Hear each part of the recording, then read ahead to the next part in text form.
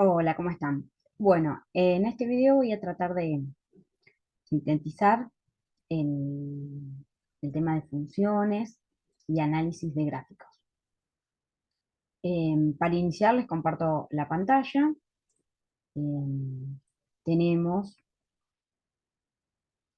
que tener en cuenta que este que estoy marcando es un eje coordenado de dos rectas, la recta vertical, que recibe el nombre de eje de ordenadas,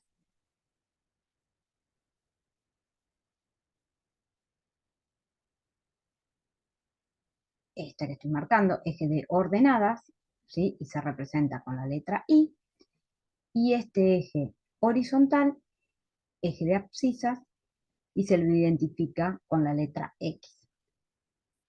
El eje X corresponde a las variables independientes y el eje Y corresponde a las variables dependientes.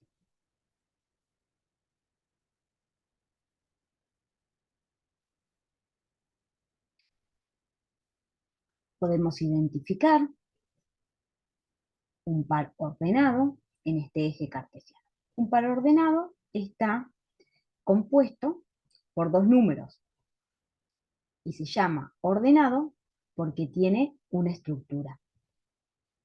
Por ejemplo, el punto P es el par ordenada de x1 y 1. Esto quiere decir que el punto P está identificado primero por la coordenada de la variable x y luego por la coordenada y. Por ejemplo, este punto de acá, vamos a llamarlo A, está dado por la variable 2 en x y en y 3. Entonces el punto A, vamos a ponerlo así con la letra A, el punto A es el 2, 3, el par ordenado 2, 3. Puede identificar un punto B, por ejemplo acá, B va a estar dado por el par ordenado menos 4 en x y 1 en y.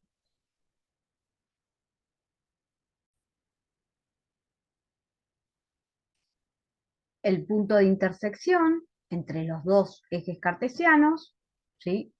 Es este, y se lo llama origen de coordenadas. Es el punto 0, 0. 0 de x, 0 de y.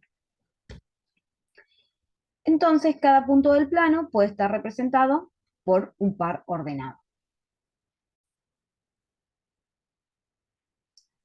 En el material nos pide que identifiquemos en estos ejes cartesianos el eje vertical y o de las ordenadas, eje de ordenadas, representado con el color amarillo, y en azul o eje horizontal, eje de abscisas,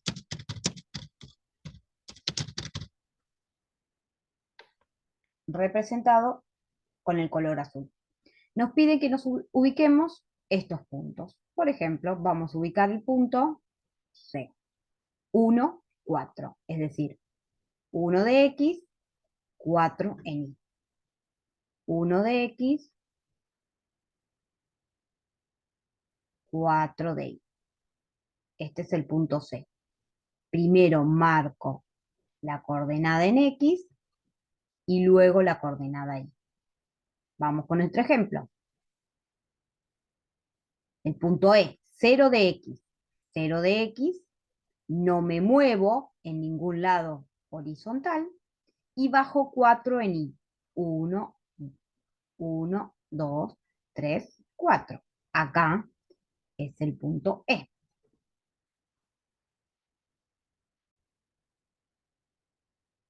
En estos ejes cartesianos se pueden representar distintos gráficos que representan una situación problemática. Por ejemplo, El siguiente gráfico muestra el trayecto que hicieron Matías y Felipe desde su casa hasta llegar a la costa. ¿Sí? En el eje X está el tiempo en horas, como dice la referencia.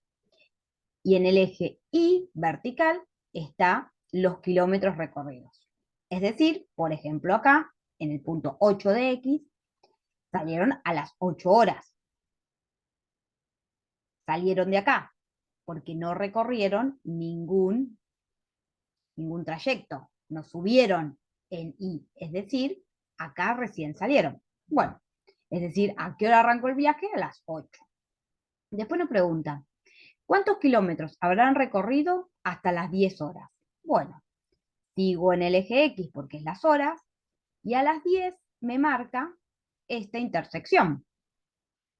A las 10 horas es esta intersección. Es decir, este punto, a las 10 horas, recorrieron 100 kilómetros.